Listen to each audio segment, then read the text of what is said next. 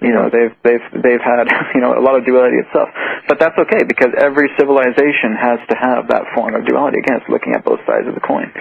So we're finally in the point right now, too, where we're looking at both sides of the coin with ourselves. But you can see that there's more progress right now. We've made more progress right now than I think any other civilization in history. And why is that? Because we're finally starting to understand more on a larger scale that new consciousness is arriving. But just by having this form of experience right now, this is really what's going to, you know, really make our, you know, children's children look back and say, you know, what was the point where everything started to turn around? Well, this is the point right now. And, you know, Adronis say this right now, enjoy everything in the now, because without the now, you can't create your future. The past and the future are side effects of the continuity of your own consciousness. You have to look at the whole idea that everything exists now, everything happens now. You have been everything. There is not one thing that you haven't been, because there is no time. We always try to put a label on something through the idea of linear progression, but it goes so far beyond that. You know, we have to understand that time and space is so limited in comparison to what other beings know. You know, they're so far ahead and just see everything in the now as the whole. And you know, it's really a tough time for them, because they're trying to say, okay, how exactly can we translate this to the humans so that they can understand it, so they can comprehend it? Because our language is so screwed up. You know, it's like, you know, our English language, or any language in that sense, is just like, it's like a dial-up modem. You know, we're not fully telepathically created unconsciously yet. You know, we still have to consciously shift into that idea. But they're just, you know, they're kind of beating their heads sometimes and saying, oh, what can we do to the humans to say, okay, this is exactly how it is? And of course, because you experience that duality with mimicking beings that may not truly be that of enlightenment, you know, you're going to have a challenge. But the whole idea right now is just everything that's going through right now is just happening all at once, and just to enjoy the now moment, because that's truly when you have the power of the soul, is when you're in the now. Well, I'm enjoying this now. Exactly, me too. the secret very much so. You know, being able to, you know, to feel my bliss on an ongoing basis, and that, like BASHAR says, you know, then there's there's the next now, and you know, it's just a matter of, you know, if that bliss isn't working for you, then you just have to tap into what brings you the most joy and happiness. Exactly. Yeah, exactly. I mean, that's really the whole idea of it too. You know, if something's not working out for you, you got to ask yourself why. If there's something that's, you know, really causing you a lot of pain in this now moment, you got to ask yourself, why is that, and why am I still allowing myself to feel that sensation of pain when I should be feeling bliss, joy, excitement? You know, it's just about everything, and this makes people so mad when I say this too. You create every single thing that you've created since you came into this life, and people just get so mad with that. Like, what? Are you telling me I was responsible because this happened to me when I was a kid, and blah, blah, blah, blah, blah, blah. I said, yes, you have to understand that you're going through that experience for a reason, because there could have been ties in past lives to where you've had situations like that, and they never get resolved. The whole idea of existence itself is it will only repeat itself until you learn the lesson. If you don't learn the lesson, you're going to keep repeating it. That's just how the universe works. The universe is that echo, that mirror, that will only reflect back to what you want to create. Well, that's really important to you know, bring home, is that, you know, whatever it is that we're experiencing as a repetition that we don't like, or something that we find that is causing us pain or anguish, we have the power to change that instantly. And it's just a matter, and it will continue to haunt us until we let go of that, or find, you know, just say, well, I've had enough. You don't even have to get to the root cause of it. You don't have to sit through 20 years of analysis. You can just simply make a choice that, you know, this doesn't work for me anymore.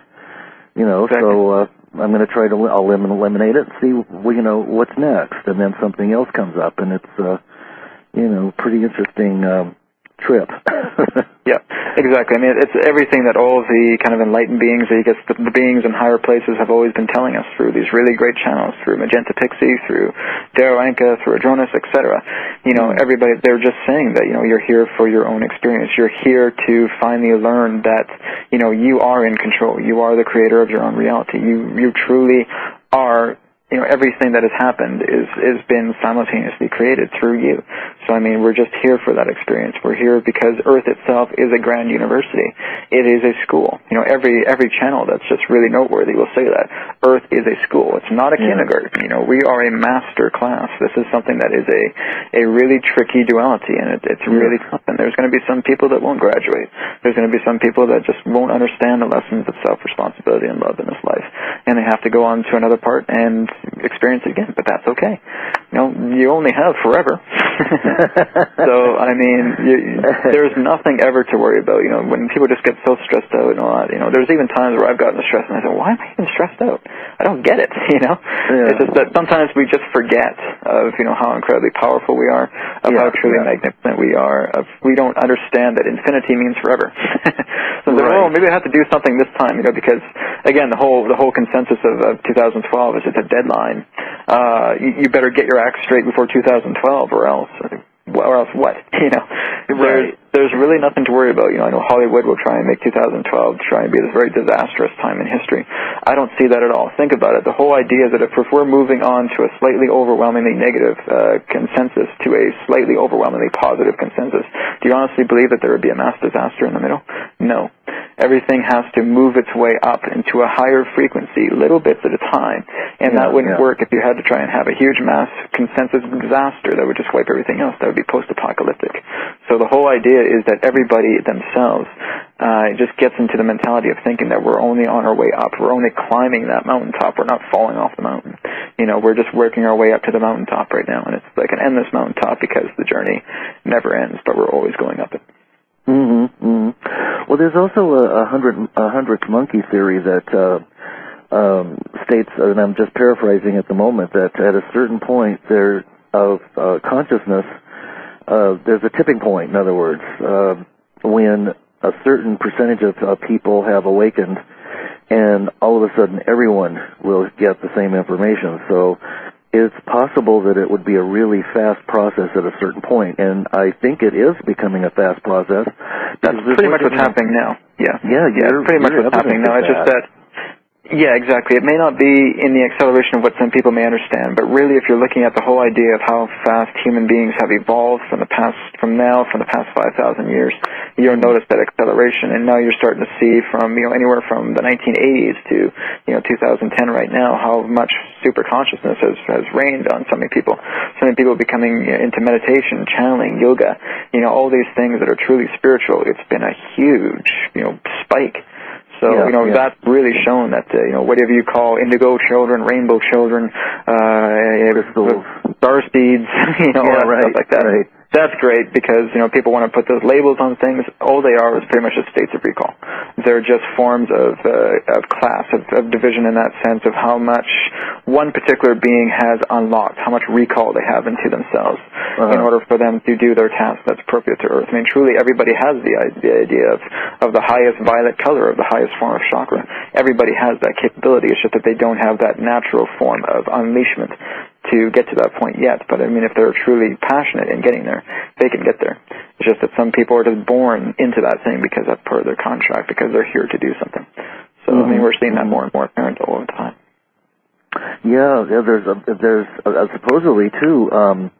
I've heard that some mothers now are communicating telepathically with the spirit that wants to incarnate through them, even before they are, actually have the experience of creating the baby. You know, that they're talking about names, and, you know, the soul that's coming in says, well, I want to be named Christopher, or, you know, whatever it is, and the mother's communicating telepathically before there's even you know, any hanky-panky, so. Absolutely. It's just about the idea that people are just able to tune into that vibration right away naturally.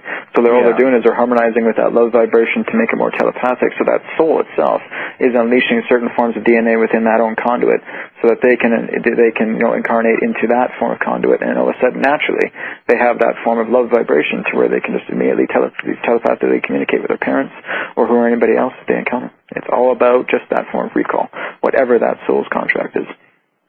And it definitely seems to me, like you said all during the show, is that love is probably the highest vibration, and that when we're in that experience of love and feeling that connection and compassion and connectedness with nature and all that is, we're in that state. We're in that higher state. Absolutely, yeah.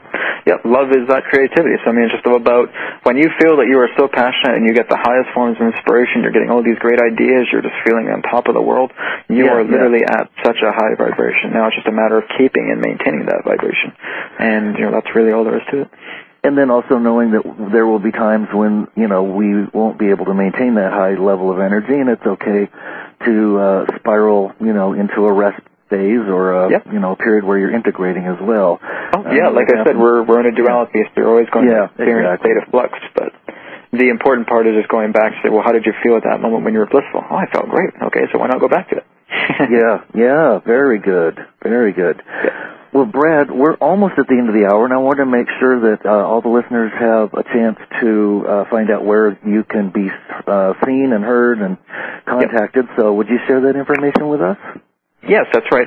Well, there's my newest website that just opened up that talks about energetic healing. It's symbolreleasehealing.com. You go www.symbolreleasehealing.com. Check it out. It's an amazing technique that you can try. And, of course, you can go to www.adronis.org. And you can always email me at info@adronis.org, and feel free to drop me an email if you have any questions about either my sites, adronis.org or symbolreleasehealing.com. Just feel free to drop me an email. I'll be happy to talk to you. Wonderful. Well, Brad, thank you so much for being on the show. You are just terrific, and you're just. Oh, thank you very much. I had a great time. I'm just so thrilled to have you, awakened and sharing your experience with us. It's been quite the experience, I tell you that. Good. Well, we'll talk again. Thank you. All right. Thanks. And good night, everybody. Good night, Brad. And stay in the love. Bye-bye. Thanks again.